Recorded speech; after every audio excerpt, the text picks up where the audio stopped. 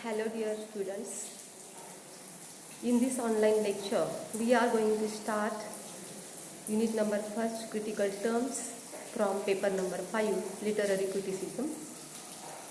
And the first critical term is simile.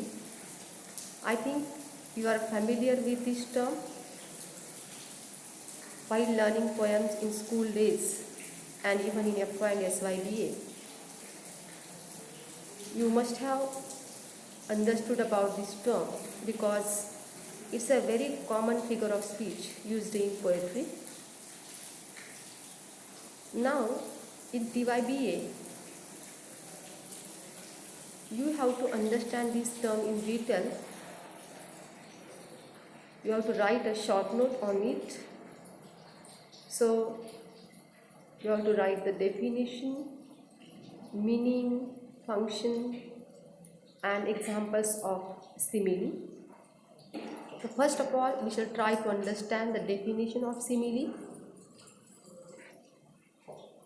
Simile is a figure of speech that compares two unlike things by using like or as. Figure of speech means in Marathi alankar, and figure of speech is used to beautify language or to convey meaning effectively. Simile is a direct comparison, means it uses like or as, and it directly compares two things. It shows similarities between two different things. It is an important literary device for the writers to attract the attention of readers and appeal to the senses of the readers. Simile is used many times in our daily speech. Some of the common examples of simile are: John is as slow as a snail. Here, slowness of John is compared with slow pace of snail. John and snail are two different things. John is a human being, snail is an animal. But one common thing between them is slow pace, slowness. And here slowness of John and snail is compared by using the word as. In the next example, our soldiers are as brave as lions. Here, bravery of soldiers is compared with the bravery of lions by using the word as. Next, her cheeks are red like a rose. Here, her beauty or the beauty of her cheeks is compared with rose by using the word like. Rose is symbol of beauty, so many times rose is used to describe one's beauty. He is as funny as a monkey. In this example, his funny nature is compared with funny nature of monkey. You know, monkey is a very funny animal. It makes us laugh.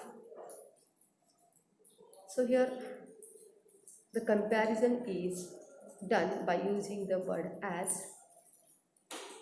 In the next example, she cries like a baby. You know, babies are famous for crying. So her cry or her nature of crying is compared with a baby by using the word like. He is tall like a giraffe. Here his height is compared with giraffe because giraffe is a tall animal, and when the person is tall, he may be compared with giraffe by using the word like. After learning these examples or common examples of simile in day-to-day life, we shall try to understand some examples of simile in literature. There is one very famous example from the poem A Red Red Rose by Robert Burns. The poet says, "Oh, my love's like a red, red rose that's newly sprung in June. Oh, my love's like a melody that's sweetly played in tune."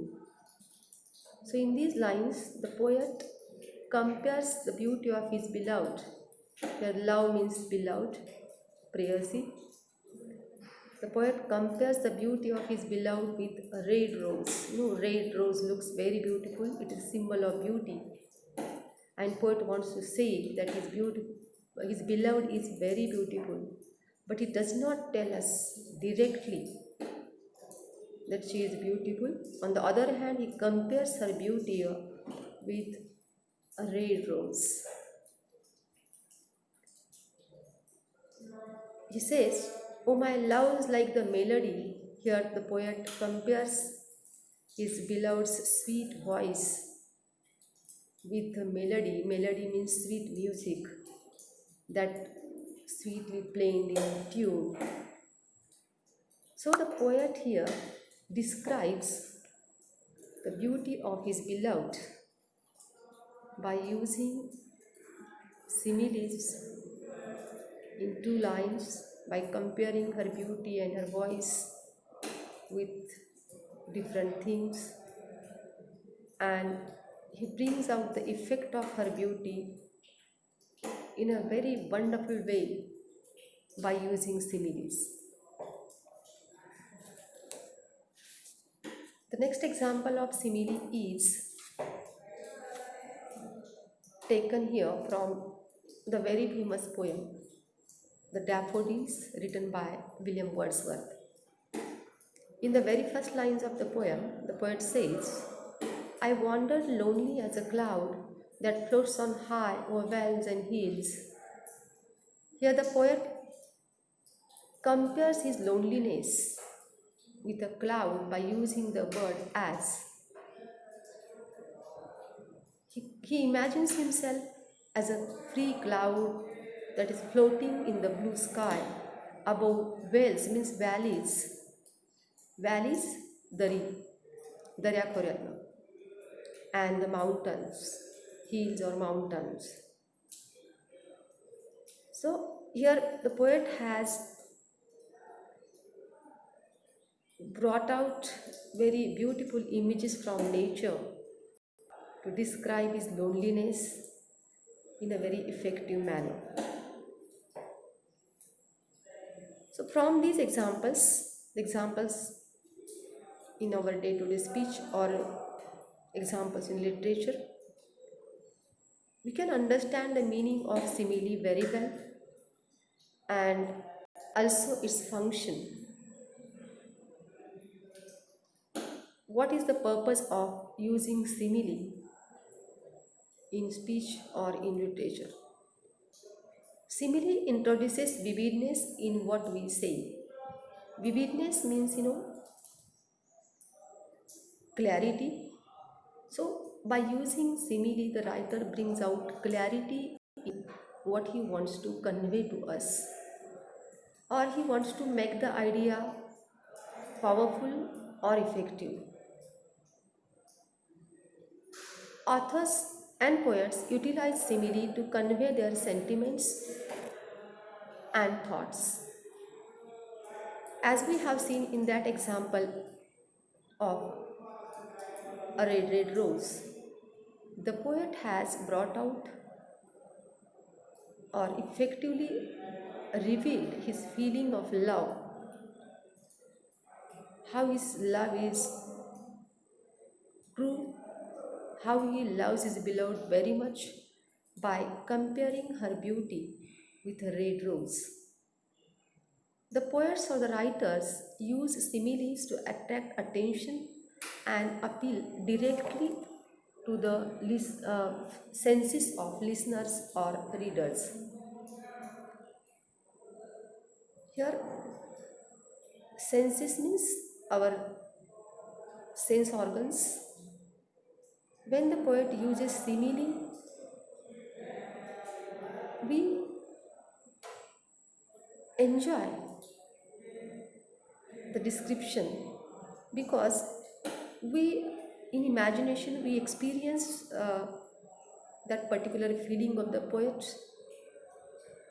with the help of our sense organs. When the poet says his beloved's voice is sweet like melody,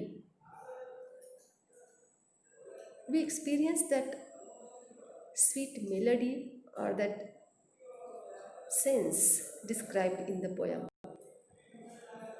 Simile brings rhythm, lifelike quality in our daily speech and the character of fiction or poetry. As we have seen in the examples, we have understood how simile creates a type of beauty, rhythm, and lifelike quality in speech as well as in literature, and it creates a beautiful effect in the in, uh, in the sense created in that particular literary work. Simile allows readers to relate the feelings of a writer or a poet to their personal experiences. As I described before, that when we read a piece of literary work where the writer has used a simile, we can understand what the writer wants to say, what his feelings are. So,